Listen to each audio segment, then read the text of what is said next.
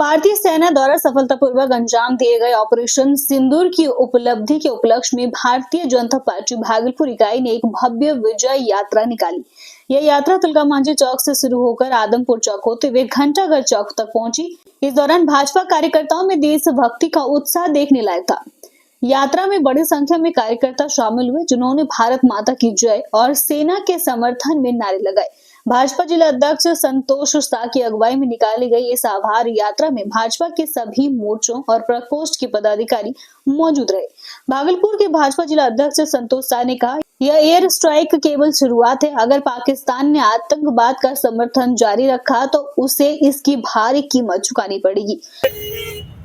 भारतीय सेना ने अपना पराक्रम दिखाया है। 22 अप्रैल को पहलगांव में जिस प्रकार से कायरतापूर्ण तरीके से सेनानियों पर हमारी मां बहनों के मांग के सिंदूर छीने गए आतंकियों के द्वारा, तो देश के यशस्वी प्रधानमंत्री ने कहा कि वो कल्पना नहीं करेंगे वैसा दंड मिलेगा। और कल भारतीय सेना ने सिंदूर ऑपरेशन करके मध्य रात्रि में जवाब दिया है और पाकिस्तान के अंदर मुजफ्फराबाद में और आसपास के 9 ऐसे ठिकानों पर और सेना ने कार्रवाई की, सर्जिकल स्ट्राइक किया। 100 से अधिक आतंकी मारे गए और आज पूरा पाकिस्तान छटपटा रहा है। और पूरे भारत के लोगों में जो मरमाहत थे, जो हम लोगों के गम के बादल थे, जो हम लोग अपनों को खोया था और भारत के लोग मांग कर रहे थे, इसका जवाब होना चाहिए।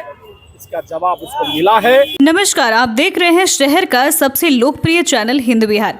भागलपुर के सैनिक कंपाउंड में चल रही तीरंदाजी प्रतियोगिता के अंतिम दिन विभिन्न वर्गों में फाइनल मुकाबले खेले जाएंगे, जिसमें देश के कोने कोने से आए प्रतिभाशाली तीरंदाज पदकों के लिए आमने सामने होंगे।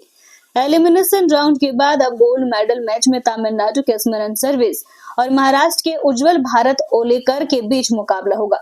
वहीं ब्रॉन्ज मेडल के लिए उत्तर प्रदेश के विशु और देवराज महापात्र के बीच कांटे की टक्कर देखने को मिलेगी। रिकवर बालिका वर्ग में गोल्ड मेडल मुकाबला पूरी तरह से महाराष्ट्र के नाम रहेगा, जहां सरवरी सोमनाथ सिंधे और वैष्णवी बाबा राव पवार आमने सामने होंगी, जबकि ब्रॉन्ज मेडल के लिए हरियाणा की तमन्ना गुलिया और झारखंड की तमन्ना वर्मा भिड़ेंगी।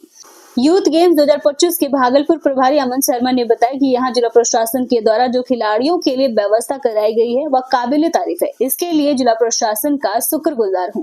देखिए, आज आर्चरी की जो प्रतियोगिता है, इस खेलो इंडिया यूथ गेम्स का जो आयोजन हो रहा है भागलपुर में, आर्चरी की प्रतियोगिता का आज फाइनल डे है।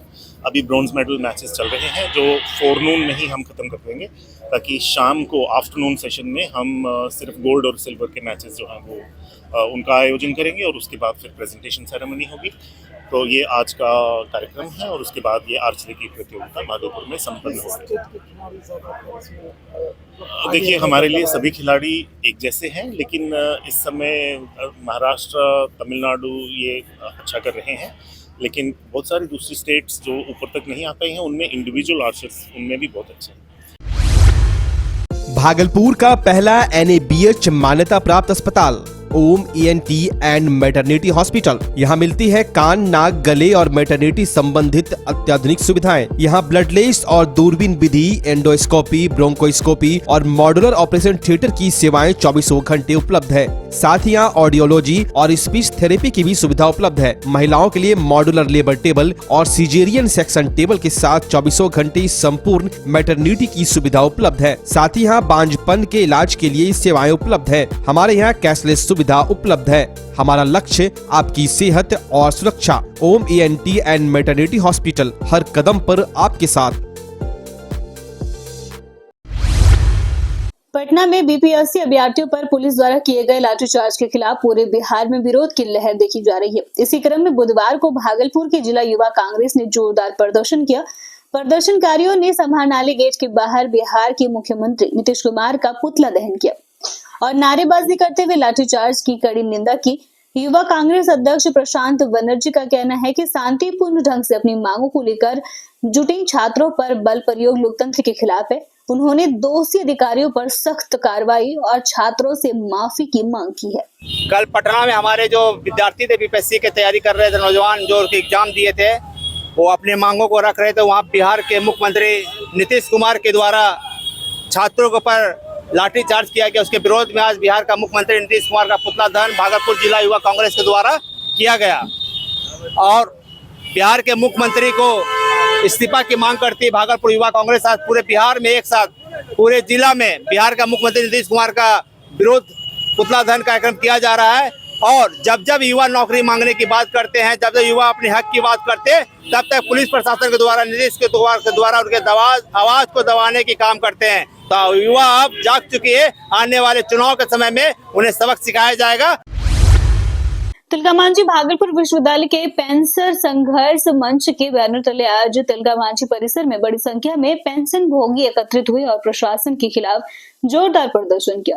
प्रदर्शनकारियों ने कुलपति प्रोफेसर जवाहरलाल के खिलाफ जमकर नारेबाजी की और अपनी 7 सूत्रीय मांगों को लेकर तत्काल कार्रवाई की मांग की।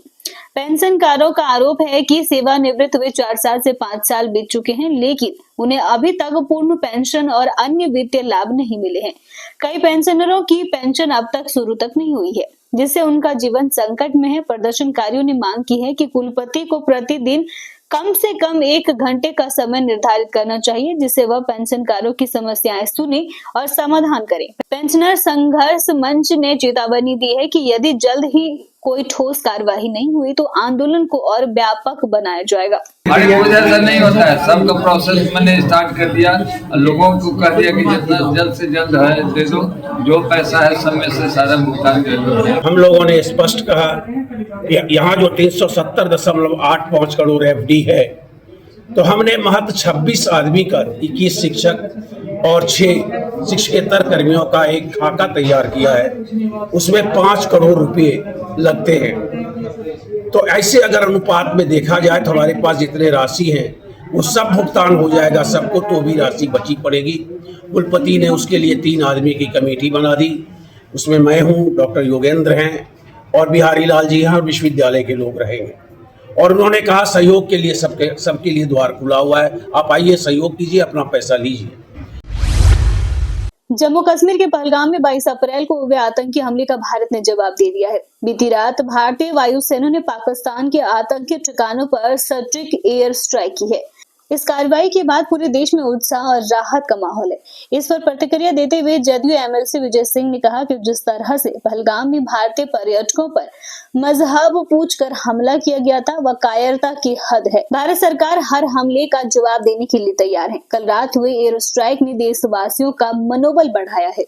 इस प्रकार से लोगों की विचारधारा और भाईचारा है, लोग अब भ्रमण करने घूमने के लिए गए पर्यटकों के रूप में उनके ऊपर जिस प्रकार से अभी जम्मू कश्मीर में हमला हुआ, उसके प्रतिशोध में भारत को अपने स्वाभिमान के लिए, अपने देशवासियों की मनोबल को बढ़ाने के लिए एकदम हमला करने की आवश्यकता थी। इसलिए भारत के द्वारा जो भी कार्रवाई की गई है वो सराहनीय है। इसमें जितना भी कहा जाए वो बहुत अच्छा कदम उन्होंने उठाया है।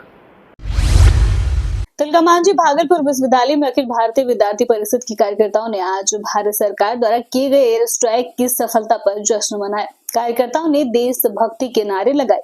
इस अवसर पर एबीवीपी के कार्यकर्ता आशुतोष तोमर ने कहा कि ऑपरेशन सिंदूर के तहत पाकिस्तान पर जो हमला किया गया है वह देश की सुरक्षा और आत्मसम्मान का प्रतीक है। उन्होंने प्रधानमंत्री नरेंद्र मोदी और भारतीय सेना का आभार व्यक्त करते हुए कहा कि पूरा देश उनके साथ खड़ा है। एबीवीपी कार्यकर्ताओं का कहना है कि यह सिर्फ एक सैन्य कार्यवाही नहीं बल्कि शहीदों को सच्ची श्रद्धांजलि है। हम सभी युवाओं को इस घड़ी की बेहद प्रतीक्षा थी और जिस प्रकार से कल भारतीय सेना द्वारा पाकिस्तान ऑक्युपाइड कश्मीर में घुस करके और वहां पाकिस्तान पर जो आतंकवाद के कैंप अड्डे चलाए जा रहे थे उस पर जो सर्जिकल स्ट्राइक किया गया है, इससे हम लोग तमाम 140 करोड़ भारतीय सेना के इस कार्रवाई पर काफी बेहद खुश हैं और हम लोग इसको जश्न के रूप में हम लोग सभी जगह मना रहे हैं। और अगर आगे भारतीय सेना के जज्बे को हम लोग सलाम करते हुए हम लोग एक आह्वान करना चाहते हैं युवाओं से और सभी देशवासियों से कि अगर हम लोगों की कभी भी जरूरत पड़े तो हम सभी युवा एक साथ जहां भी जिस प्रकार से भी भारत सरकार बोलेगी हम उनके लिए एक आवाज पर खड़े रहेंगे। चैनल को यूट्यूब पर सब्सक्राइब करें एवं फेसबुक, इंस्टाग्राम, ट्विटर पर भी फॉलो करें। धन्यवाद।